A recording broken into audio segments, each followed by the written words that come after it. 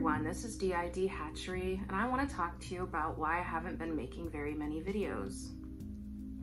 For the past few weeks, I've been suffering from a lot of depersonalization, in which my life doesn't really feel like my life. It just feels like something going on externally to me that I'm watching, and I'm just not very emotionally connected to it.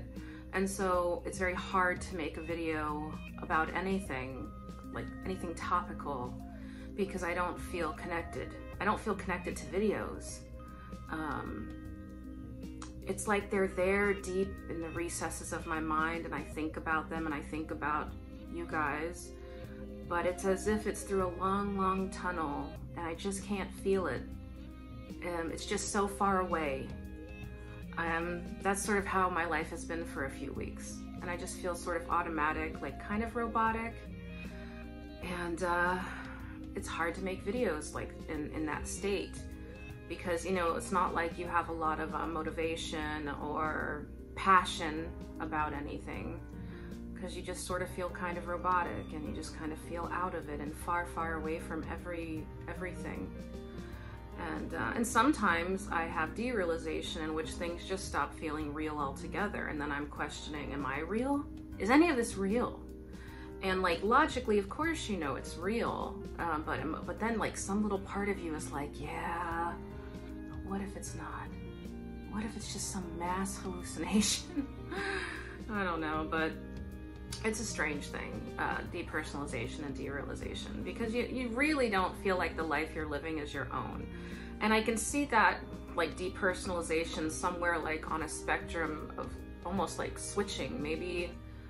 Maybe other parts are around that don't feel connected to this life and make us feel that way, or maybe it's just nothing, not alters at all. It's just depersonalization, in which you've pulled back from your life and you're just sort of watching it as it goes. And it's sort of frightening. I mean, I'm not afraid at the time because I'm just pretty kind of numb. Like right now, I'm just kind of numb about it. But I mean, if you look back, I mean, I'm sure later when I look back at it, it'll be kind of frightening, because you can lose a lot of things when you're depersonalized, you know? You can lose a lot of things, you know, important things that you need. Like years and years ago when I was in Florida, I was on Medicaid, and because of the stress and because I got into sort of a state of being depersonalized, I never did what I had to do to keep it, and so I lost my Medicaid, and it was a disaster, and I couldn't get it back. That's just kind of stuff I'm saying. It doesn't matter how important the task is. If you don't feel emotionally connected to it, or if you don't feel it's real, or if you feel that you're doing it has no impact in reality, then it's sort of hard to do. And so that's just sort of where I am right now. I'm just sort of numb, sort of far away. I know that everything is there. I know this video is a video for this channel. And I know there's a small audience for this channel that, you know, Brandy and a bunch of alters absolutely adore and appreciate, and feel very guilty about when they don't respond to comments properly. So, just a thing. But then, so all of those feelings, like, you know, it's not like the desire to do the video is completely gone, otherwise I wouldn't be making one right now. It's just very, very far away and requires a lot of effort to do. It would be really easy for me right now to just turn off this camera, walk away, and never think about my channel until I don't feel depersonalized. And it's weird making a video feeling depersonalized. I sort of feel like there's deep within, there's some little parts that are like, yes, we like making videos. And then there's like miles of like empty space.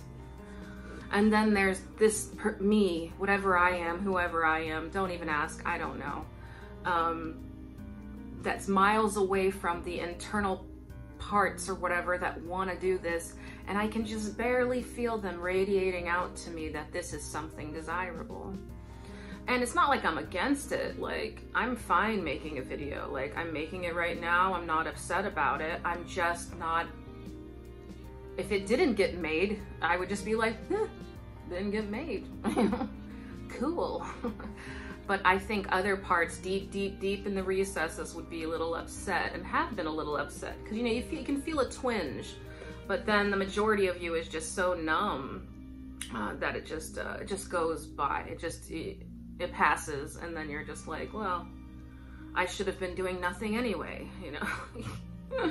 I know that might sound crazy, but that's kind of how it is. Like, everything you do feels like you shouldn't be doing it. It feels like, this is not mine. Why am I doing this? And then you just, like, doing nothing is the only thing that feels right, because everything is not real. Like, I mean, part of the reason I have this channel is I would love to explain things as they are happening to me. And that's, you know, I just think people underestimate on a grand scale the impact of trauma and dissociation and derealization and these different things that come along with trauma. Because, I mean, just depersonalization alone, just that alone, if you have it to a severe degree, can destroy your life. Just that by itself. Imagine having like a million other symptoms. Like, if you're not depersonalized, then you're probably in fight mode. And if you're not in fight mode, you're probably in flight. And if you're not in flight, you're in freeze, fawn, or you're in collapse. That's basically how my life is. I'm in either one of the four. It's like fight, flight, fawn, freeze, collapse. There's 5 of them. Fight, flight, fawn, freeze, collapse. I'm in one of those 5 at all times, unless I'm derealized. And maybe that's also a portion of, that could also be freeze, because the freeze response literally shuts down your brain. And so I love it when people are like, get up and go do stuff and be interested in, or read a book or do a hobby. If you feel like you can't do anything, just do something you like. Freeze mode means your brain doesn't work. Go look it up. Go look up the science. It shuts your whole brain down. And then people are like, go do something fun. And your brain's like, fun? What was fun? I can't remember what fun was. No, I just don't remember. Like, what? And I'm tired. Like, then the brain goes, I'm tired and I don't want to think about what fun is anymore. And I'm exhausted and I'm just going to rest, because you're in freeze and you can't respond. And so depersonalization kind of feels a little bit like freeze, where you have trouble doing things. It's hard to move. It's hard to think. It's definitely hard to want to do anything. And nothing feels like it's attached to you. I don't know. And so that's where I'm at right now. And obviously this isn't Brandy, and I don't know who it is. I'm not the best at keeping track of my alters. At a certain point, I stopped counting. I get tired. I don't want to think about all the time. Am I switched? Am I a different person? What do I remember? I've had such a bad memory for so long. I've always lived as someone who doesn't remember, right?